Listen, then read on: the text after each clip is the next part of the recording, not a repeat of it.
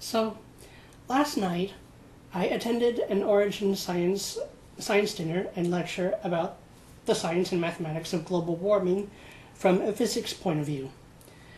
The speaker was a physicist who mostly studies the cosmic background radiation, which is unrelated to global warming, but people do at times give talks and discussions about subjects not directly of their specialty. I myself have agreed to put together a presentation to the next Geological Society meeting that I joined a couple of years ago about volcanoes and supervolcanoes.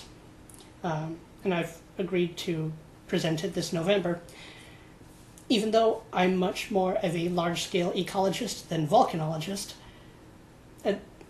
though geology is a foundation for understanding hydrology and water management, which is a subject and concern one must address in ecology, and geology is related to volcanoes, and if I can manage it, I will put up a vlog version of that presentation up on my channel once I finish writing and putting it together.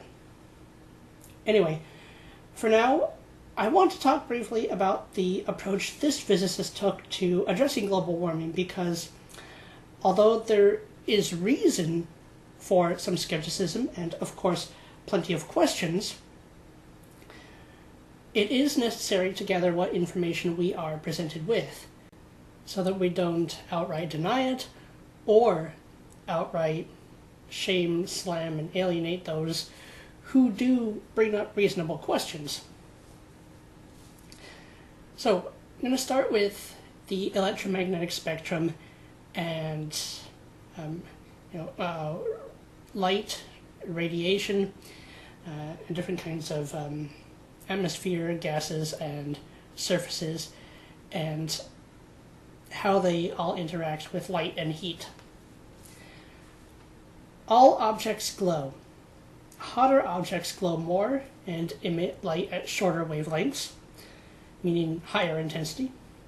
Cooler objects glow less, emitting longer wavelengths with less intensity. I learned some time ago, I think when I first watched the Supermassive Black Holes documentary, which is a very engaging documentary. You should go watch it if you're even mildly interested.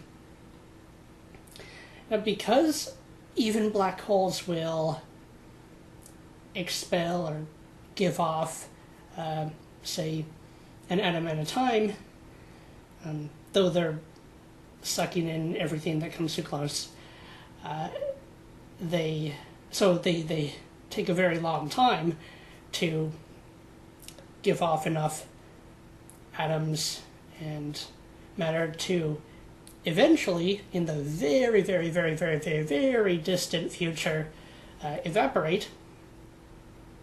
They do give off something, so even they glow, albeit unimaginably faintly.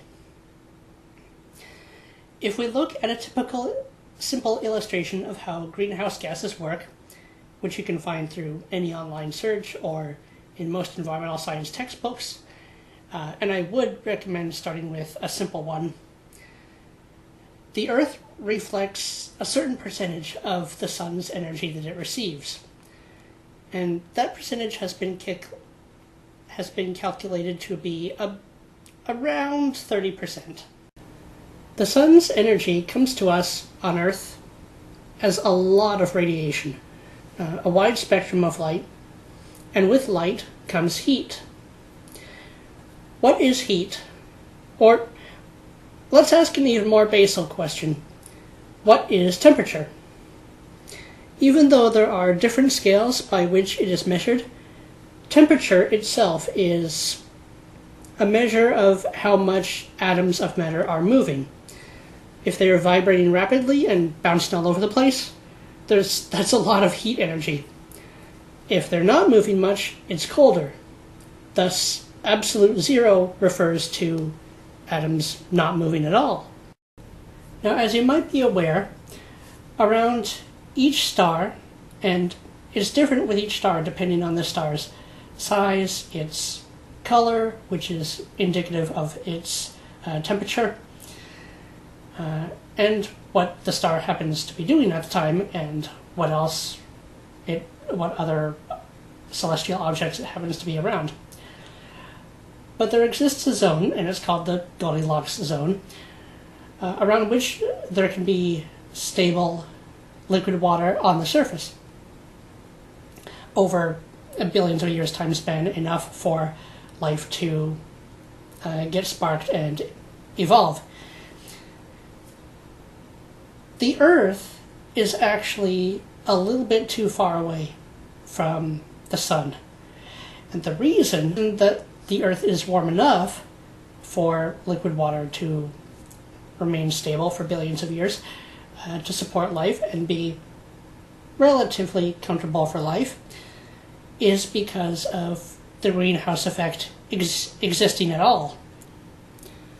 The greenhouse effect, the effect of a material, or in we're discussing here, gases, that trap heat and warm the environment they envelop, named, of course, after what the glass of a greenhouse or a growth laboratory does, occurs as gases in the Earth's, or for that matter, any planet's, atmosphere keep more of the sun's heat energy from escaping or bouncing back up into space than would without the gases present. Just about all of the energy the planet receives from the sun eventually ends up as heat energy. A tiny, tiny fraction is emitted out into space as light. A little bit more now as we've put lights all over the world, though the fraction is still teeny tiny. The question becomes, what is the balance we want to reach between the heat energy received versus the heat energy that escapes out into space? If you remember my rule of net resources video, or if you haven't seen it, I highly suggest you go and watch it. A simple rule of resource management is, in order to maintain a certain stable level or amount of any resource, be it water, forest, food, money, and here we're talking about heat energy. The basic rule is, what is received or replenished must at least equal what is lost.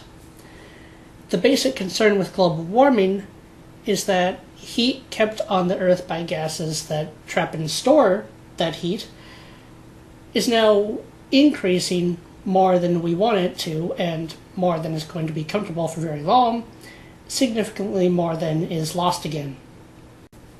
So, how do we calculate what is happening and what is the balance we want to reach? And then, how do we work towards actually reaching that balance rather than just talking about it over and over? One of the problems I had with this physicist's talk last night was that although he did present the first 2/3 of the lecture well, it ultimately was the same type of talk I saw many years ago in elementary school, middle school, high school, college,